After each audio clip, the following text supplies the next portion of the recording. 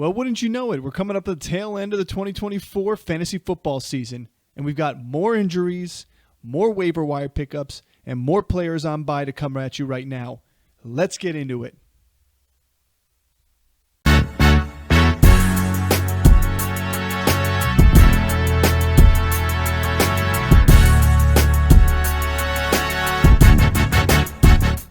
And welcome back to the Standard Fantasy Football Podcast. I'm your host, Jono, and I am bringing you today the news, notes, injuries, and the waiver wire pickups and streamers that you want to have going into your Week 10. If you have been following along with us so far, we've been giving fantastic advice in pickups and people you should grab before they are a thing.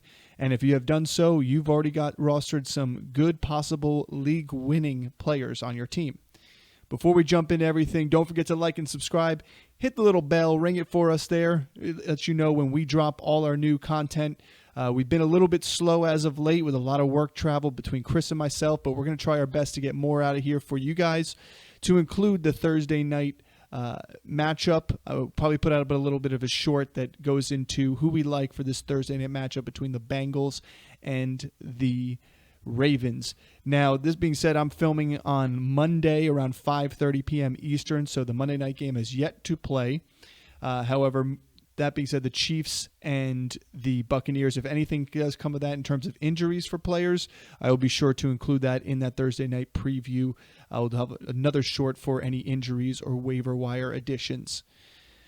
So let's go into injuries here because it's another week filled with them, and we're back to some premier wide receivers dealing with injuries.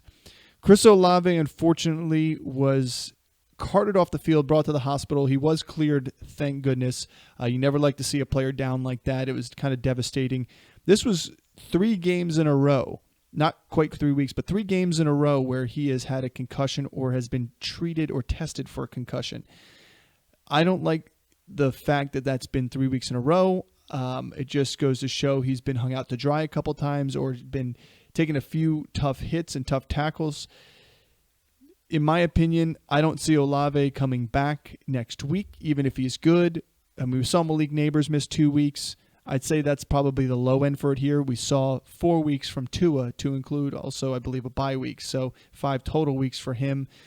I mean, we're talking kind of on the Tua level here of a guy who's had 5 concussions or 4 concussions in the past 4 years, or 5 concussions in the past 4 years, both in college and in the NFL. So if you are the Olave owner, you're liking the target share he's getting so far, but he has been what he's been, and he's not been a touchdown machine for New Orleans.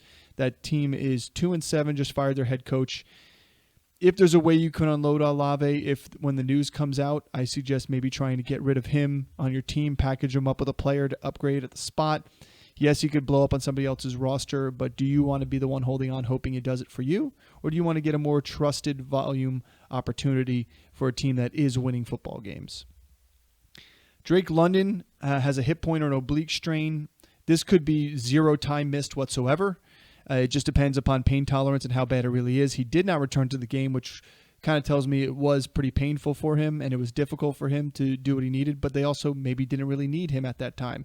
Although the game was still close versus the Cowboys in a game that I think they really needed to win to continue to create the gap for their division.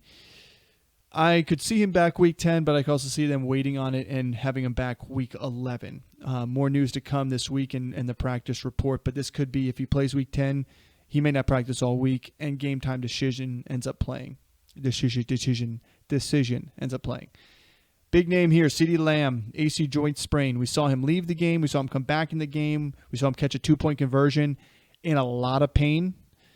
That tells me it was pretty bad, but this guy is an elite player for his position. He's going to go in there. He's going to give it his all to try and win this football game. Unfortunately, he didn't have his quarterback either at the time. I could see him possibly getting a cortisol shot here that will give him the opportunity to get back into the game on Sunday. However, with his quarterback not being there, I'm not sure he's rushing to get back there. A team with 3 wins.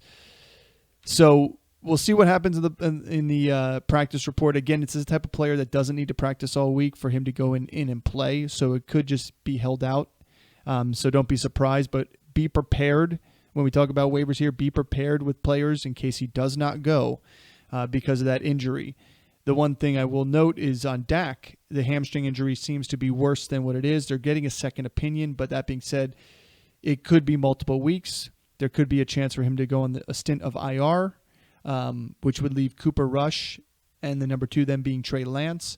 Now, that being said, Cooper Rush and CeeDee Lamb have had a decent connection while playing there, albeit not all the touchdowns you want to see, but they averaged a pretty good amount of yardage, couple 100-yard games. I think he's averaging over 80 yards a game with Cooper Rush. So that's a good thing for CeeDee Lamb owners. And a good thing for Rico Dowdle owners too, I think. And I would say Jake Ferguson, me being an owner of him too as well, he's going to benefit from checkdowns and from Cooper Rush wanting to get rid of the ball quick on some of the short intermediate routes that you see Jake Ferguson going to. Caleb Williams, another quarterback. If you saw the end of the game, he got tackled on a sack, ankle injury. He was limping around for the final 2 plays. It looks as though he should be fine. He says he's fine. That's something to monitor on Wednesday's injury report to see where it's at. But we know right now this team is looking to establish the run, and then Caleb Williams is benefiting off of the run. Against Arizona, they couldn't do that. They didn't benefit in the passing game. I know you saw Dunze's stat line, 5 for 7 for 105 or whatever, 100-something yards. But you saw 11 targets to Keenan Allen, most targeted guy there. Then I think you saw another 9 over to DJ Moore. He couldn't get the ball effectively to those guys under pressure, and that's what we've seen with Caleb Williams. So this may not be a big knock, only to maybe 2 quarterback leagues and dynasty leagues who have him as a starter in a super flex or something like that. But more to come on that Caleb Williams because it does affect everybody else. Although I really like Tyson Bagent. I think he is a formidable quarterback that when he gets in there, we saw it last year as a rookie.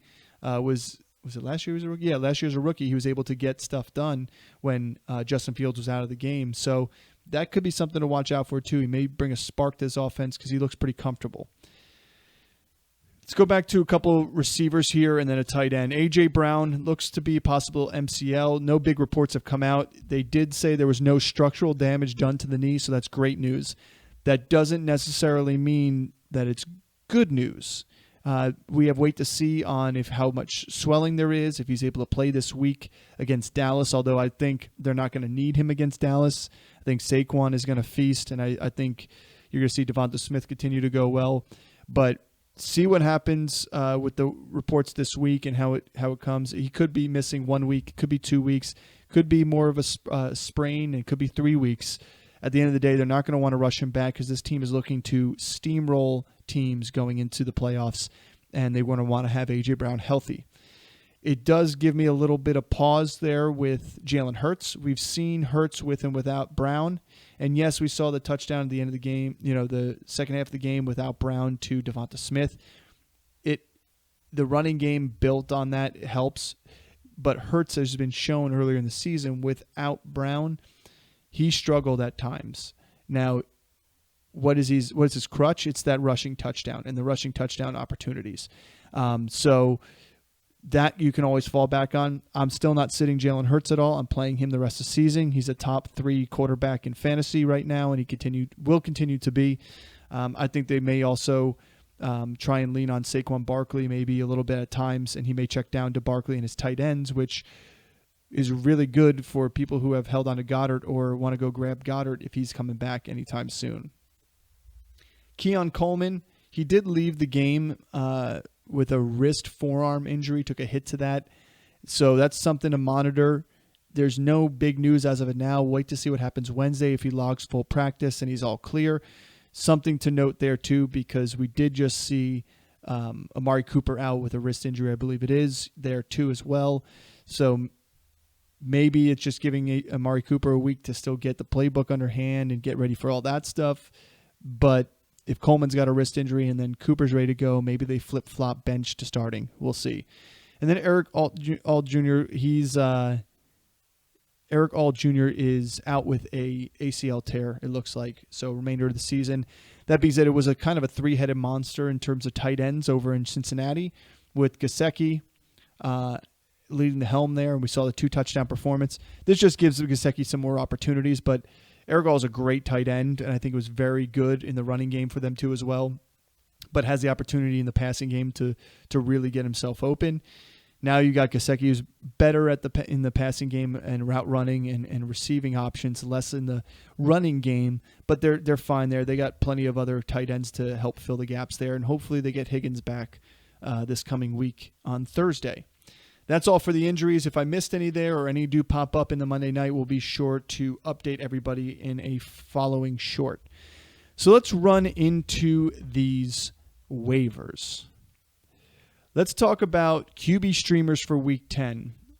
I'm still riding the Kirk Cousins bandwagon as long as I can. This guy has been performing at a high level. He was doing it with Drake London. He got the touchdown, but he's doing it with Kyle Pitts. Out the backfield, you got one of the best receiving backs in the game with Bijan Robinson. Darnell Mooney, I put it out there earlier in the season. Chris wanted to argue with me. He was my sleeper pick of the season. I really wanted to get him in our league, and I didn't do that. I should have drafted him, but I didn't. But he was my sleeper pick of the season. Give him a good quarterback, and as a wide receiver too, he is a very good player. So I like Kirk Cousins here this week. He's going to be against New Orleans, which is a beat-up team who just fired their head coach. You never like that. I like Russell Wilson at Washington because Washington defense has been playing well, but Daniel Jones just threw for 2 touchdowns against them. Should have had more. There was another open opportunity earlier in this game and ran for one.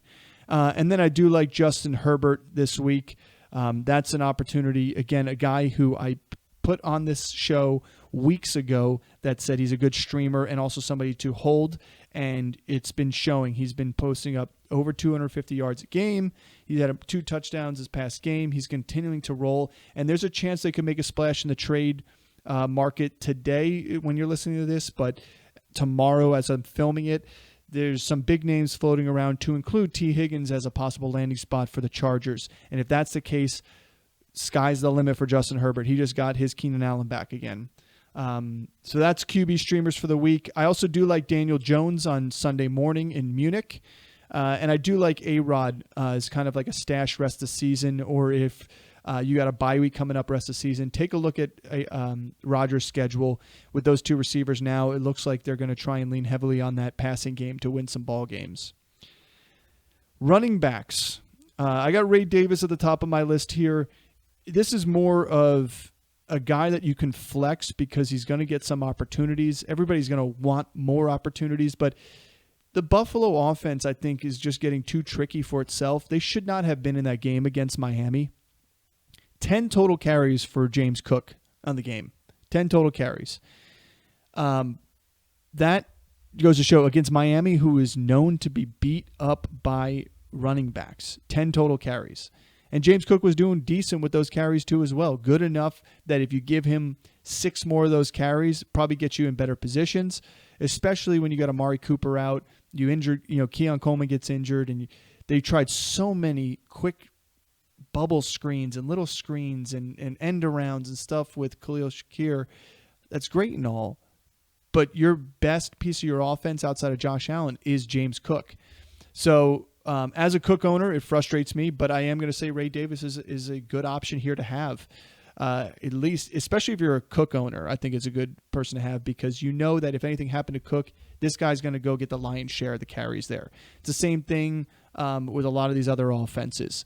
And that's another guy I want to talk about here, that if something happened to the main running back, this guy kind of looks like he jumped the depth chart over in Minnesota, and Cam Akers looked fantastic. He got opportunities. He did a lot with those opportunities, even though it was a small sample size. He looked good. He looked healthy. He was breaking tackles. This makes me feel comfortable. If you're an Aaron Jones owner, I never think you should handcuff. But now we're in Week 10. I'm talking about you don't handcuff in the draft. But we're in Week 10 now. This is the time where you want to hinge your bets. If you like your lineup and you don't want to go out and make a trade to try and beef it up because you don't want to break up your squad, go ahead and handcuff your most valuable pieces. You're not handcuffing quarterbacks because a backup quarterback isn't going to return the value. And not every backup running back is going to return the value for your starter. But people like Kyron Williams owners, Blake Corum is a value. Ray Davis for James Cook. Cam Akers for Aaron Jones.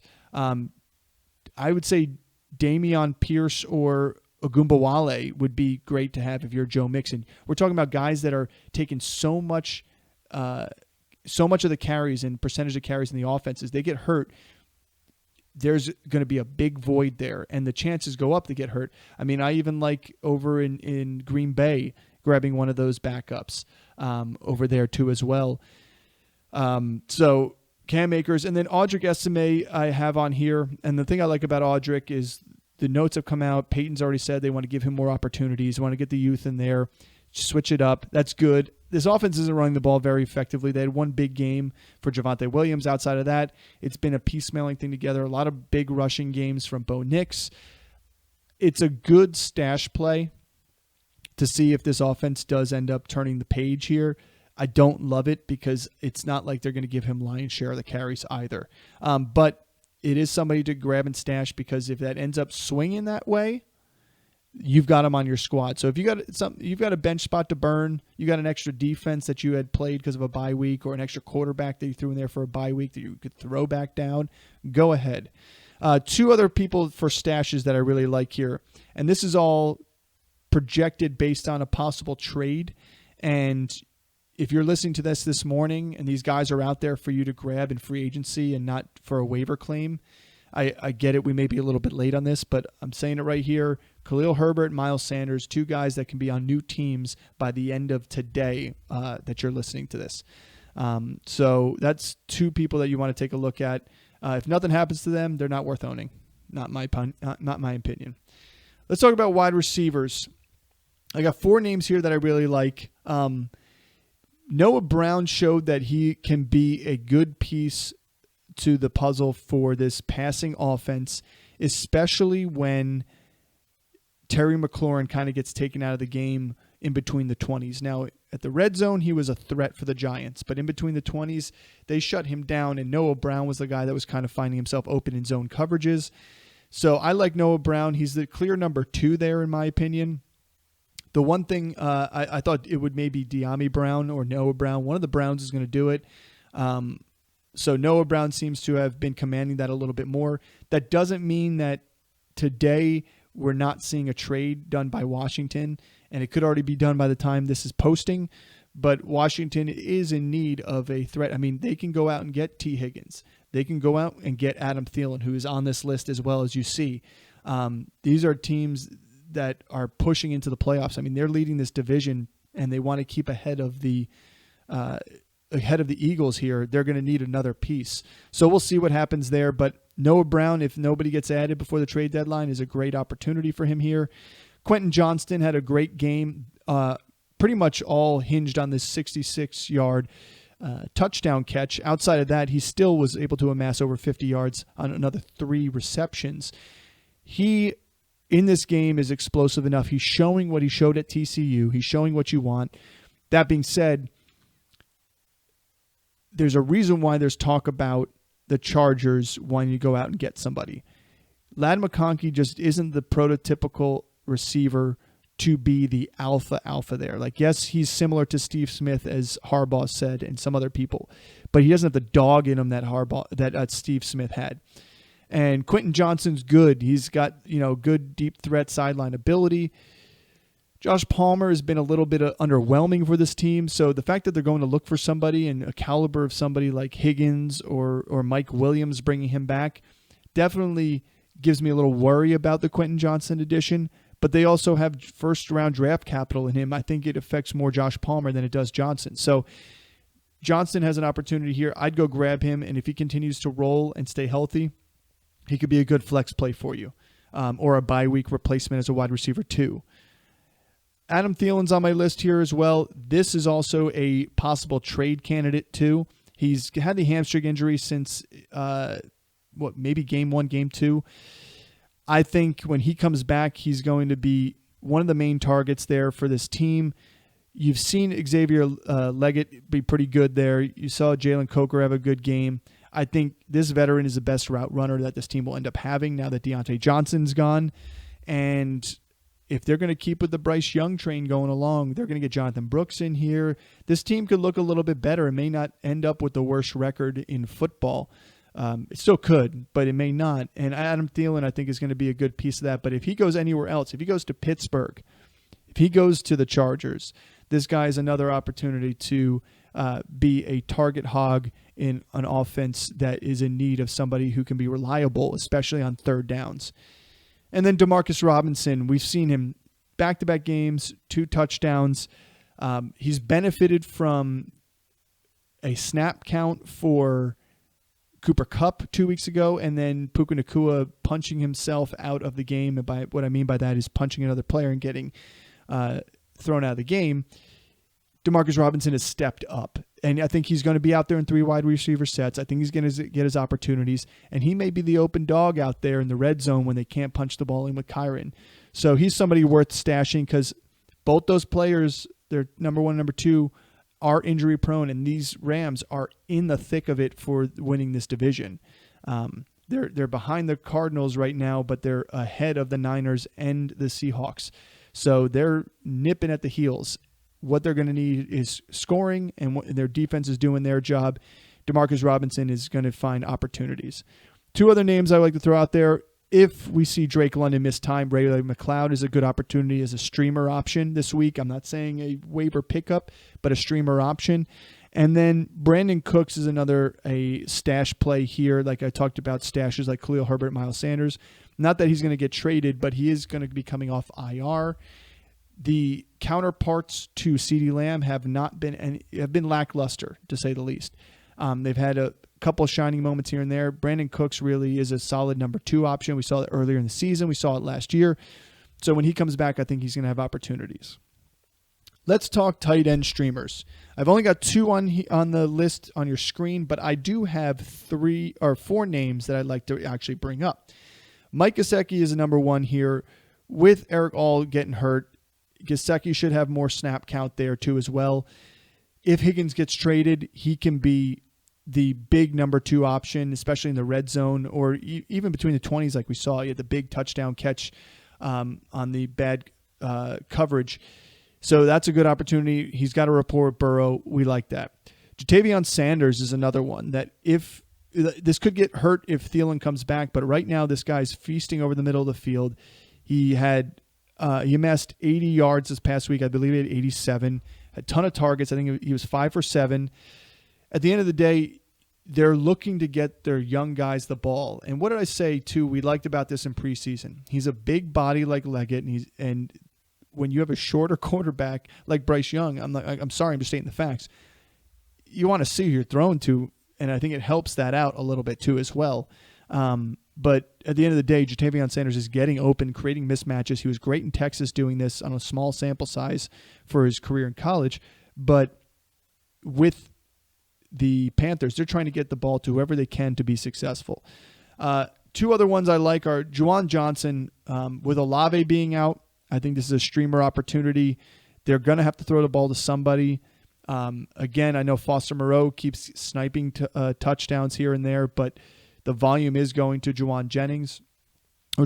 I'm sorry, not Juwan Jennings. Juwan Johnson. I also put a / Juwan Johnson / Taysom Hill because I also think Taysom Hill is going to get opportunities. He got in the end zone. He's probably going to get some receiving opportunities and rushing opportunities, and who knows, maybe passing opportunities at times. This team is just so bad, they may just try and throw everything in the book at people. And then Theo Johnson for the Giants. They've been ramping him up the past 3 weeks in opportunities. He had 2-3 bad drops yesterday. I'd say tight coverages, but catchable balls. Maybe one of them was not catchable. Arm got in there, broke it up. It was a good defensive play. But one catchable ball that he had real estate in front of him, just like he did on the touchdown. So I think they're going to try and find – he's open more downfield than Wan'Dale Robinson is. The Wan'Dale Robinson experiment's great for PPR. It just, his depth of target is so low, and yes, it helps to get the ball out quick, but in games where there's not really a threat, I think you're going to see him kind of take a back seat. Like this game against Carolina, it may be a Theo Johnson and Malik Neighbors. The rookies may be taking that over. So I like him too as a stash play, especially with bye weeks coming up with people like Kyle Pitts.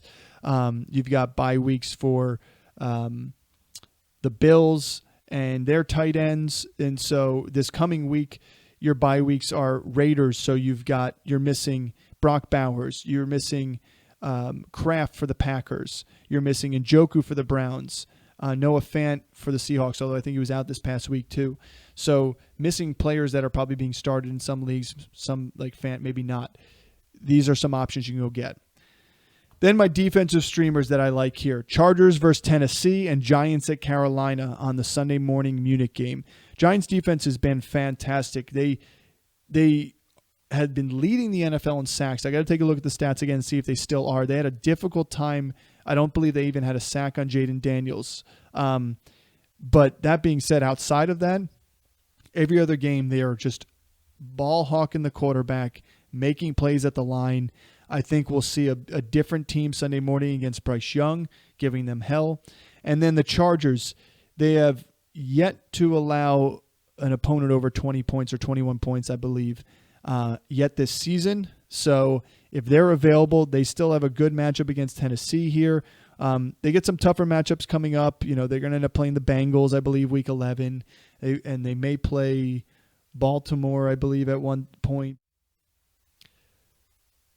And my last team is the Eagles. I don't have them on the list here. The Eagles itself, if they're available, which they probably aren't, go get them because they do play the Cowboys this week. But they're most likely owned, which is why I went with Chargers, Giants. Chargers may be owned too, but Giants probably most likely not. But again, they are leading the NFL, or were leading the NFL in sacks going into this week 9. Those are our streamers, our waivers, our injuries, all the above going into week 10. Just want to reiterate, this is being filmed on Monday. Monday night game is yet to be played. If injuries do come up, we will post something about that. On top of if any big trades happen, we will post something about that.